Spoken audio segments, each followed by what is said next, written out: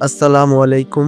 বারাকা স্টোরিজের আজকের নিবেদন উমরা সফরের গল্প এর হাশিমি বংশের বাবা। মক্কার দিনগুলো মদিনার মতোই চমৎকার কাটছে। সারা দিন মান কেটে যায় মসজিদ আল হারামের মাঝে। রমজান মাস হওয়াতে আরও সুবিধে, দিনের বেলায় খাওয়া দাওয়ার কোনো চিন্তে নেই। ফজর পরে হোটেলে যাওয়া, ঘন্টা ৩ বা ৪ ঘুম, তারপর আবার মসজিদে চলে আসা। জাগতিক জীবনের এমন আখিরাত কেন্দ্রিক জীবনযাপন পদ্ধতি সত্যি উপভোগ্য। চারিদিকে মানুষের বিরামহীন দৌড়ঝাঁপ, আমল নিয়ে ব্যতিব্যস্ততা, আকুল মোনাজাতের দৃশ্য দেখতে দেখতে পাথর সম হৃদয় মোমের মতো গলে যেতে বাধ্য।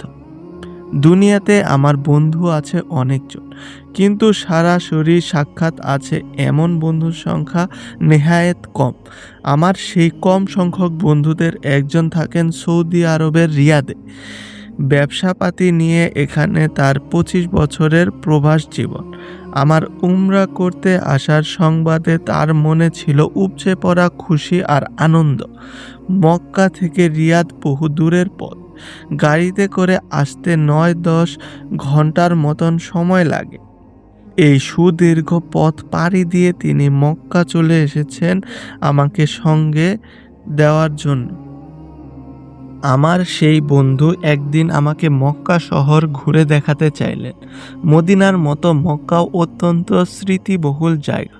মদিনার যেদিক চোখ যায় শুধু অলিগলি, তবে মক্কা তেমনটা নয়। এখানে অলিগলি তেমন নেই। মক্কা পুরোটাই পাহাড়ে ঘেরা জায়গা। ঘরদোরগুলো পাহাড়ের কোল ঘেঁষে কিংবা পাহাড়ের ওপরে। কিন্তু মক্কা তো সেই জায়গা যেখানে আল্লাহর রাসূল সাল্লাল্লাহু আলাইহি ওয়াসাল্লাম জন্মগ্রহণ করেছেন। মক্কা তো সেই জায়গা যেখানে আল্লাহ সুবহানাহু তাআলা বাছাই করেছেন ইসলামের সূচনা কেন্দ্র হিসাবে। ইব্রাহিম আলাইহিস সালাম এখানে রেখে গিয়েছিলেন তার স্ত্রী আর সন্তান। দুনিয়ার বুকে সবচেয়ে পবিত্র ইবাদত গৃহটা মক্কাতে। মক্কার এই ভূমি জন্ম দিয়েছে আবু বকর, উমর, উসমান, আলী, খালিদ ইবনে ওয়ালিদ, আব্দুর রহমান ইবনে আউফ সহ অসংখ্য অগণিত নক্ষত্র মানুষ রাদিয়াল্লাহু আনহুম। খাদিজা রাদিয়াল্লাহু আনহা, আয়েশা রাদিয়াল্লাহু আনহা, ফাতিমা রাদিয়াল্লাহু আনহা সহ কত শত মহিয়সী নারীগণ মক্কার এই আলো হাওয়া জলে বেড়ে উঠেছেন। জান্নাতুল মুআল্লা নামের সেই কবরস্থান যেখানে শুয়ে আছেন আম্মা জান খাদিজা রাদিয়াল্লাহু আনহা সহ অসংখ্য মহাত্মা মানুষজন। সেই পবিত্র জায়গাটাও এখন মক্কা শহরে অবস্থিত। সবচেয়ে বড় কথা, এই মক্কাতেই নাজিল হয়েছে পবিত্র গ্রন্থ আল কুরআন।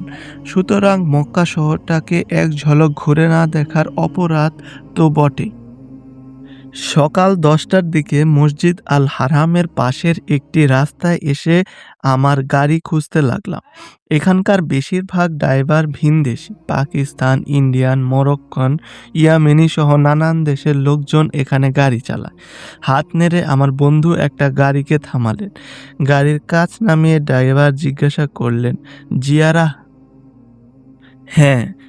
কতজন? ২ জন। যাবেন কোথায় কোথায়?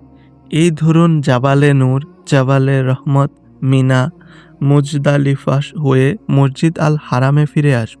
ঠিক আছে, ৪৫০ রিয়াল লাগবে। আমার বন্ধু দর কষাকষি করতে লাগলেন। কিন্তু না, ভদ্রলোক ৪৫০ রিয়ালের বাইরে আর কোনো প্রস্তাবেই রাজি নন। অগত্যা তাকে আল্লাহ হাফিজ জানিয়ে আমরা অন্য কোনো গাড়ি খুঁজতে লাগলাম। এখানে গাড়ির কোনো অভাব নেই, প্রতি সেকেন্ডে সেকেন্ডে গাড়ি পাওয়া যায়। সাইড লাইনে দাঁড়িয়ে থাকতে দেখে খুব দ্রুত গতিতে আসা একটা গাড়ি স্পিড কমিয়ে আমাদের পাশে এসে ব্রেক করলো। জানালার কাচ নামিয়ে তিনিও জিজ্ঞাসা করলেন, জিয়ারা? হ্যাঁ, আসুন আসুন। আসুন আসুন বললেই তো আর উঠে পড়া যায় না। এই দেশেও নানান ধরনের মানুষেরা আছে, কেউ ভালো কেউ খারাপ। শহরটা মক্কা বলে এখানে যে কেবল নিপাট ভদ্রলোকেরা বাস করে তা ভাবলে ভুল হবে। অপ্রীতিকরতার ঘটনা এখানেও কম ঘটে না। অনেক ভাই বন্ধু আর শুভাকাঙ্ক্ষীরাই এই বিষয়ে আমাকে সতর্ক করেছেন আসার আগে। ড্রাইভারকে দেখে মনে হচ্ছে আরব কেউ হবে। চেহারাটাও ভদ্রচিত। চেহারা দেখেই কারো ব্যাপারে অনুমান করা যদিও দুষ্কর আজকালকার দুনিয়ায়, তবুও চারপাশে কিছু মানুষ তো থাকেন যাদের চেহারায় সততা, মহানুভবতা আর সত্যবাদিতার এক ঝলক আলো লেপ্টে থাকে। যেমনটা ছিল আমাদের রাসূল সাল্লাল্লাহু আলাইহি ওয়াসাল্লামের চেহারায়। হিজরত করে যেদিন তিনি মদিনায় পা রাখলেন, মদিনার অধিবাসীদের সাথে তাকে দেখতে আসলেন আব্দুল্লাহ ইবনে সালামও। তিনি ছিলেন একজন ইহুদি পণ্ডিত। ইহুদিদের ধর্মগ্রন্থের যাবতীয় জ্ঞান ছিল তার নখদর্পণে। দুনিয়ার একজন সত্য নবীর আবির্ভাব যে অত্যাসন্ন তা তিনি ভালোভাবেই জানতেন। কিন্তু মদিনাবাসী অধীর হয়ে যার জন্য অপেক্ষা করে আছে, তিনি যে সেই প্রতিশ্রুত শেষ নবী, সে ব্যাপারে নিশ্চিত ছিলেন না আবদুল্লাহ ইবনে সালাম। সত্যকে ধারণ করার বিষয়ে তার মাঝে কোনো দ্বিধা ছিল না। ফলে মদিনাবাসীর সাথে নবীজিকে নিজ চোখে দেখার বাসনা তিনি ছুটে আসলেন। সেই প্রথম দর্শনেই নবীজি সাল্লাল্লাহু আলাইহি ওয়াসাল্লামের ব্যাপারে আবদুল্লাহ ইবনে সালাম যে কথাটি বলেছিলেন তা হলো এই চেহারা কোনো মিথ্যাবাদীর হতে পারে না। এই ড্রাইভারকে দেখেও আমার সেরকম ধারণা হলো। চেহারাটা কোনো মিথ্যাবাদী, ঠক আর প্রতারকের চেহারার মতো নয়। তারপরও আমার বন্ধু জিজ্ঞাসা করলো, ভাড়া কত? মিষ্টি হেসে তিনি বললেন, দিলেন না হয় 100 রিয়াল। একটু আগেই একজন 400 রিয়ালের চেয়ে গেল, আর এই লোক কিনা ভাড়া চাচ্ছে কেবল 100 রিয়াল। মসজিদুল হারাম থেকে জাবালে নূর তথা হেরা গুহা হয়ে অনেকগুলো জায়গা ঘুরে আমাদের আবার রেখে যাবে এখানে। সৌদি আরব যারা ঘোরাঘুরি করেন তাদের জানবার কথা যে ভাড়াটা একেবারেই নামকাওয়াস্তে। একবার মনে হলো লোকটার কোনো মতলব নেই তো। আমার চাইতে আমার বন্ধুর অভিজ্ঞতা অনেক বেশি। তিনি বললেন, লোকটাকে দেখে ভালোই মনে হচ্ছে, চলেন আল্লাহর উপর ভরসা করে উঠে পড়ি। আল্লাহর উপর তাওয়াক্কুল করে আমরা উঠে পড়লাম। কবি আল মাহমুদ মৃত্যু নিয়ে তার সুবিখ্যাত কবিতায় লিখেছেন, ভালো মন্দ যাই ঘটুক মেনে নেব, এ আমার ঈদ। আমাদের সাথেও ভালো মন্দ যাই ঘটুক ধরে নেব যে এটা জীবনের নতুন একটা অভিজ্ঞতা। গাড়ি কিছু দূর চলার পর মুখ দেখলেন আমাদের ড্রাইভার ভদ্রলোক। তিনি বললেন, 100 রিয়াল চাওয়াতে বেশ ঘাবড়ে গেলেন মনে হচ্ছে। এত কম টাকায় জিয়ারতে যেতে রাজি হতে দেখে ঘাবড়ে যাওয়াই স্বাভাবিক। হা হা, আসলে আমি তো পারলে বিনা পয়সায় আপনাদের জিয়ারত করাতাম। মানুষকে জিয়ারত করাবো এই উদ্দেশ্যই গাড়ি নিয়ে বের হয়েছি। কিন্তু বিনা পয়সায় জিয়ারত করাবো শুনলে আপনারা ভয়ে উঠতেন না। এজন্যই 100 রিয়ালের কথা বলেছি। সুবহানাল্লাহ। এই লোক তাহলে ড্রাইভার নয়, কোনো এক আরব পুরুষ যিনি নিজের গাড়ি নিয়ে বের হয়েছেন মানুষকে পবিত্র জায়গাগুলো ঘুরিয়ে দেখানোর উদ্দেশ্যে। চেহারা দেখে ওনাকে ভদ্রলোক বলে মনে হয়েছিল, কিন্তু উনি শুধু ভদ্রলোক নয়, একজন সত্যিকারের জনতি হৈসী। আমাদের মুগ্ধতার রেশ যেন কেটে না। আরবদের বর্ণাঢ্যতার কথা শুনেছি, বইপত্র আর ইতিহাস পড়েও জেনেছি, কিন্তু সে অভিজ্ঞতা যে এমন সাক্ষাৎ নজির মিলে যাবে তা কল্পনায়ও ছিল না। বর্ণাঢ্যতার জন্য তাকে আমরা ধন্যবাদ জানালাম। তিনি বেশ খুশদিল মনে গাড়ি চালানোর মন দিলেন। আমি খেয়াল করলাম খানিক পর ভদ্রলোক সুবহানাল্লাহি ওয়া বিহামদিহি সুবহানাল্লাহিল আযীম, কখনো বা সাল্লাল্লাহু আলাইহি ওয়াসাল্লাম, আবার কখনো আস্তাগফিরুল্লাহ জিকির আর দরুদগুলো আওড়াচ্ছেন। আমি জানি আরবদের মাঝে এই অভ্যাসটা ভীষণভাবে আছে, কিন্তু কেন জানি ওনার মুখ নিঃসৃত সেই জিকিরগুলোর ভেতর থেকে আন্দোলিত করে যাচ্ছিল আমাকে। প্রথম দেখায় তার ব্যাপারে যে সুধারণা মনে জাগ্রত হয়েছিল, তার অনুপম বদান্যতা দেখে সেই ধারণা ইতিমধ্যেই আসমানে চড়েছে। মুখে সাদা জিকিরের গুরঞ্জন দেখে আমি যার কারণেই বিস্মিত আর বিমোহিত। সত্যি লোক চিনতে ভুল করিনি। মরুভূমির মাঝে সুপ্রশস্ত রাস্তা, এত চমৎকার করে তৈরি এসব রাস্তা দেখলে পরাণ জোড়ায়। কোথাও কোনো যানজট নেই, ধাক্কাধাক্কি, হুড়োহুড়ি নেই। আধুনিকতার ছায়া যেন মরুভূমির মাঝে নগরীতে স্পর্শ এনে দিয়েছে। আমাদের গাড়ি চলছে আর আগচ্ছে আমাদের আলাপও। আলাপের এক পর্যায়ে আমরা নবীজি সাল্লাল্লাহু আলাইহি ওয়াসাল্লামের প্রসঙ্গে ঢুকে পড়লাম। এই ভূমিতে আল্লাহর দ্বীন প্রতিষ্ঠার জন্য কত ত্যাগ, কত সংগ্রাম আমাদের রাসূল করেছেন। এই আবেগঘন আলাপে আসতেই ভদ্রলোক, যার গাড়িতে করে আজ আমরা পবিত্র দর্শনীয় জায়গাগুলো দেখার জন্য বেরিয়েছি, তিনি ঘাড় ঘুরিয়ে একটা হাত আলতোভাবে বুকের ওপর রেখে মাথাটা সামনে ঝুঁকিয়ে এবং মুহূর্তকালের জন্য চোখ দুটো বুজে আমাকে বললেন, আনা হাশিমি। কয়েক সেকেন্ডের মধ্যেই ঘটল ঘটনাটা, কিন্তু এক অপার্থিব ঘোরের মধ্যে যেন আমি ডুবে গেলাম মুহূর্তেই। সুবহানাল্লাহি ওয়া বিহামদিহি। তার মানে ইনি আরবের সুবিখ্যাত হাশিমি বংশের লোক, যে বংশে জন্মগ্রহণ করেছেন স্বয়ং রাসূল সাল্লাল্লাহু আলাইহি ওয়াসাল্লাম। সেই একই রক্তধারা, সেই একই বংশ পরম্পরা, নবী বংশের একজন লোক ঠিক আমার সামনে বসে আছেন, যাকে হাত বাড়ালেই আমি ছুঁতে পারবো। সুপ্রাচীন হাশিমি বংশ, যে বংশটাকে আল্লাহ সুবহানাহু তাআলা বাছাই করেছিলেন শেষ এবং সর্বশ্রেষ্ঠ নবীর বংশ হিসেবে, সেই বংশের একজন উত্তরাধিকারী বসে আছেন আমার থেকে কয়েক মিলিমিটার দূরত্বে। এই মুহূর্তটিকে আমি কোন রূপক ব্যবহার করে প্রকাশ করব? আনা হাশিমি বলার সময় তিনি চোখে মুখে যে প্রশান্তির আভা আমি দেখেছি, তৃপ্তির যে রেখা স্পষ্ট হয়েছিল তার মুখাবয়বে, তা ভাষার বর্ণনা করা কঠিন। যেন জগতের সমস্ত সন্তুষ্টি এসে লুটোপুটি খাচ্ছে তার চেহারায়। আমার খুব ইচ্ছে ছিল আরবে এসে নবীজি সাল্লাল্লাহু আলাইহি ওয়াসাল্লামের বংশের কারো সাক্ষাৎ লাভের। হাজার বছর ধরে তারা শরীরে বয়ে বেড়াচ্ছে এক পবিত্র রক্তধারা। আমার সেই স্বপ্ন যে এত আকস্মিকভাবে বাস্তব হয়ে যাবে তা কল্পনাতেও ভাবিনি। আমার রব হলেন আল কারির তথা অতি নিকটবর্তী। ঘাড়ের শিরায় ধমনীর চাইতেও তিনি বান্দার অধিক নিকটে থাকেন। ঘাড়ের শিরা ধমনীর চাইতেও তিনি বান্ধার অধিক নিকটে থাকেন। একটা স্বপ্ন আর ইচ্ছা শুধু মনের কোণে জাগ্রত হয়েছিল। কাউকে কোনোদিন বলিনি, কোনো ডায়েরিতেও কখনো লিখিনি, মুখ দিয়ে আনমনে উচ্চারণও করিনি কোনোদিন। অথচ সেই না বলা, না লেখা, না উচ্চারণ করা স্বপ্নটাকে ঘটনা পরম্পরার বাস্তবে পরিণত করে দিলেন তিনি। আমার স্বপ্নের কথা আর কেউ জানলেও আল কারির তথা অতি নিকটবর্তী যিনি, তিনি তো ঠিকই জেনে গিয়েছিলেন। ফালিল্লাহিল হামদ। আমাদের গাড়ি এসে থামলো জাবালে নূরে তথা হেরা পর্বতের কিনারায়। গাড়ি থেকে নেমে দেখি বেশ লোকজন এখানে। তারাও আমাদের মতোই দর্শনার্থী। হাশিমি বংশের সেই ভদ্রলোক আমাদেরকে হাত উঁচিয়ে দেখিয়ে দিলেন হেরা পর্বত। সাথে ঢুকারও বক্তব্যে আরেকবার স্মরণ করিয়ে দিলেন হেরা পর্বতের ইতিহাস। হেরা পর্বতের ঠিক যে জায়গাটাতে আল্লাহর রাসূল সাল্লাল্লাহু আলাইহি ওয়াসাল্লাম নবুয়ত পূর্ব সময়ে ধ্যানমগ্ন থাকতেন, সে জায়গাটা বেশ উঁচুতে। এই উঁচু পাহাড়ে নবীজি নিয়ম করে উঠতেন আর নামতেন, একটু নির্জনতার জন্য, কোলাহল থেকে একটু দূরে থাকার জন্য, প্রকৃতির গাঢ় রহস্যকে অনুধাবন করার জন্য, মনের গভীরে ভেসে ভেসে ওঠা প্রশ্নগুলোকে নিয়ে একটু নিরিবিলি ভাবনার জন্য। তিনি কি কষ্টই না করতেন। কেন জানি না হেরা পর্বতটাকে দেখে আমার ভারী ঈর্ষা হল।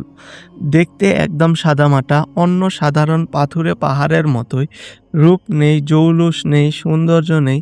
অথচ একদিন এখানে আল্লাহর পবিত্র কালাম নিয়ে হাজির হয়েছিলেন ফেরেশতা কুলের সর্দার জিবরিল আলাইহিস সালাম।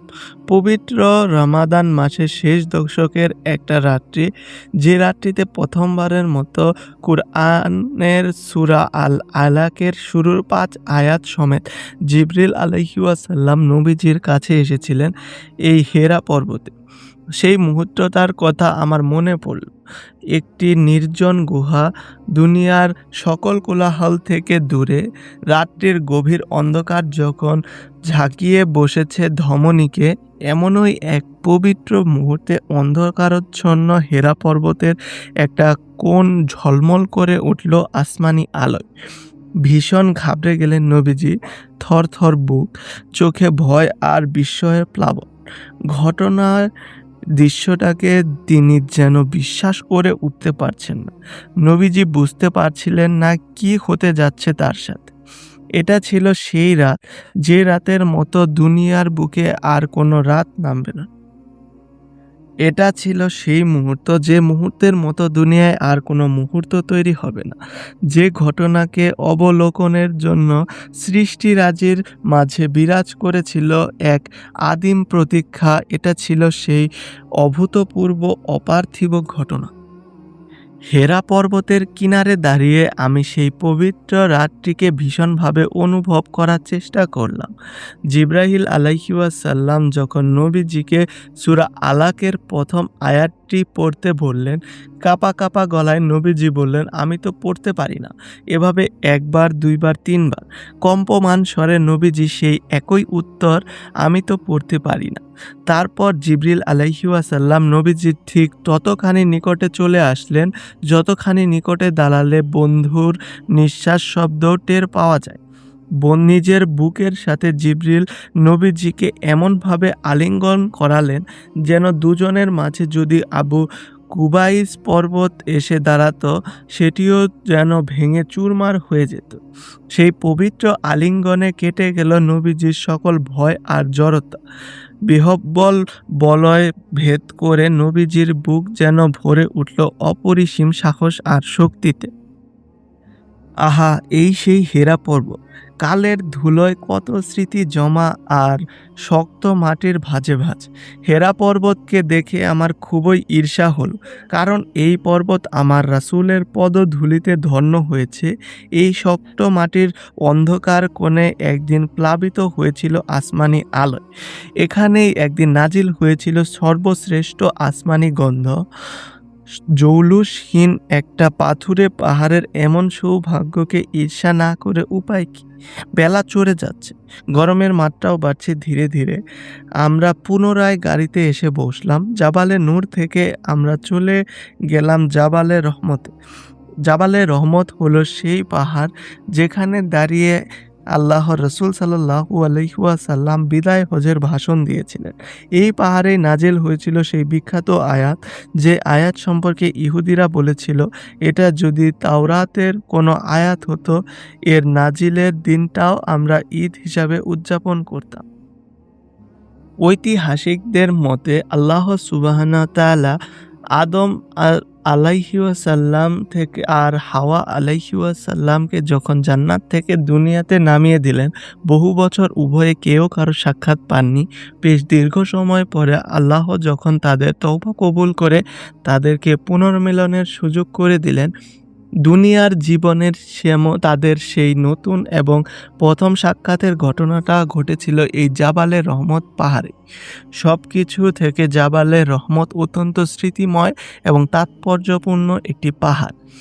জাবালে রহমত থেকে মিনা, মিনা থেকে মুজদালিফা থেকে আরাফাত হয়ে আবার ফেরত আসলাম মসজিদ আল হারামে। গোটা ভ্রমণটাকে আমাদের চমৎকার আর সঙ্গ দিয়েছেন হাশিমি বংশের ভদ্রলোক। মসজিদ আল হারামের কাছে পৌঁছাতেই কানে ভেসে আসলো আসলের আজান।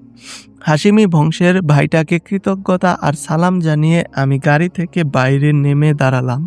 হঠাৎ দেখি তিনি গাড়ির জানালার কাচ নামিয়ে আমাকে ইশারা করলেন।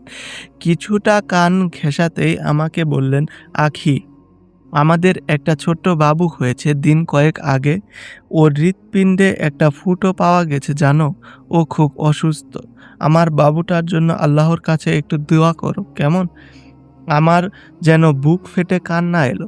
মনে হলো এই যে নিজের গাড়িতে করে তিনি মানুষটাকে একেবারে নামকাওয়াস্তে জিয়ারতে নিয়ে যাচ্ছেন, এটা কি তার ছোট বাবুর রোগ মুক্তির জন্য হাজিদের কাছে দোয়া চাওয়ার বা হাজিদের দোয়া পাওয়ার অভিপ্রায় থেকেই? আমার মনে পড়ল তিনি একজন হাশিমি বংশের বাবা। তার রক্তধারা আল্লাহর রাসূল সাল্লাল্লাহু আলাইহি ওয়াসাল্লাম হয়ে সোজা পৌঁছেছে ইব্রাহিম আর ইসমাইল আলাইহি ওয়াসাল্লাম পর্যন্ত, হাজার হাজার বছর পূর্বে। ইব্রাহিম আলাইহিওয়াসাল্লাম যখন ছোট ইসমাইল আর স্ত্রী হাজরা আলাইহিওয়াসাল্লামকে মক্কার বিজন প্রান্তরে রেখে যাচ্ছিলেন, তখন স্ত্রী আর সন্তানের চোখের আড়ালে গিয়ে তিনি আল্লাহর কাছে একটা দোয়া করেছিলেন, যা কুরআনেও স্থাপন পেয়েছে। তিনি বলেছেন, হে আমাদের রব, আমি আমার কিছু বংশধরকে ফল ফসলহীন উপত্যকায় আপনার পবিত্র ঘরের কাছে রেখে গেলাম। হে আমাদের প্রতিপালক, এজন্য যে যাতে তারা সালাত কায়েম করে, সুতরাং কতিপয় লোকের অন্তরকে আপনি তাদের প্রতি অনুরক্ত করে দিন এবং ফলমূলের জন্য তাদের জীবিকার ব্যবস্থা করুন, যাতে তারা কৃতজ্ঞতা প্রকাশ করে। বুকে পাথর চাপা কষ্ট নিয়ে জনমানবহীন বিজন প্রান্তরে স্ত্রী আর সন্তানকে রেখে যাচ্ছেন ঠিকই, কিন্তু তাদের প্রতি ভালোবাসা আর মায়ার যে বিষয়টা, তাদের নিরাপত্তা আর আহারাদি সংস্থানের চিন্তাটা মাথা থেকেই সরাতে পারলেন না তিনি। তাই তো চোখের আড়াল হওয়া মাত্রই তিনি আল্লাহর কাছে হাত তুলে তাদের জন্য প্রাণ ভরে দোয়া করতেন। এই হাশিমি বংশের বাবা, উত্তরাধিকার সূত্রে তিনিও তো ইব্রাহিম আর ইসমাইল আলাইহিওয়াসাল্লামের রক্তধারা বয়ে চলেছেন শরীরে। পিতা সুলভ মায়া এবং উত্তরাধিকার সূত্রে পাওয়া রবের উপরে নির্ভরতার গুণ, এই দুই গুণের সম্মিলিত কারণেই হয়তো আমার মতো অপরিচিত একজন অনারবের কাছে তিনি সন্তানের রোগ মুক্তির জন্য দোয়া চেয়ে বসেছে। আমি নিজেও একজন বাবা। সন্তানের জন্য বাবার কী পরিমাণ ভালোবাসা আর মায়া বুকের ভিতরে লুকিয়ে রাখে তা আমি অনুভব করি। আমার খুব ভালো লাগতো যদি হাশিমি বংশের এই বাবাটার গলা জড়িয়ে ধরে কাঁদতে পারতাম, কিন্তু চাইলেও তো সবকিছু পারা যায় না। ছল ছল চোখে তাকে বললাম, অবশ্যই দোয়া করব। বাইতুল্লাহর সামনে দাঁড়িয়ে আমি আপনার সন্তানের জন্য দোয়া করব, যাতে বাইতুল্লাহর রব তাকে সুস্থ করে দেন, যেন সে আমার কোল জোরে চোখ জুড়ে থাকে। তারপর থেকে যখনই বাইতুল্লাহর কাছাকাছি গিয়েছি, আমার মনে পড়েছে হাশিমি বংশের সেই বাবাটার কথা। তার ছল ছল চোখ, যে চোখে আমি দেখেছি সন্তানের জন্য ভালোবাসা একটি কূলহীন সমুদ্র। সন্তানের রোগ মুক্তির জন্য দোয়া চাইতে মক্কার অলিগলিতে তার যে কি প্রাণান্তকর প্রচেষ্টা। পৃথিবীর সকল বাবা হাশিমি বংশের সেই বাবার মতো হয়ে উঠুক, সন্তানের জন্য যিনি বুক বয়ে বেড়াচ্ছেন এক সমুদ্র ভালোবাসা। অডিও বুকগুলো যদি ভালো লাগে তাহলে বারাকা স্টোরিজ চ্যানেলটি সাবস্ক্রাইব করে আমাদের পাশে থাকতে পারেন। পাশাপাশি ব্যাকগ্রাউন্ডে প্লেব্যাক উপভোগ করতে চাইলে আমাদের পডকাস্টটি সেভ করে ইউটিউব মিউজিকে স্ট্রিম করতে পারে। ইয়ামানেলি।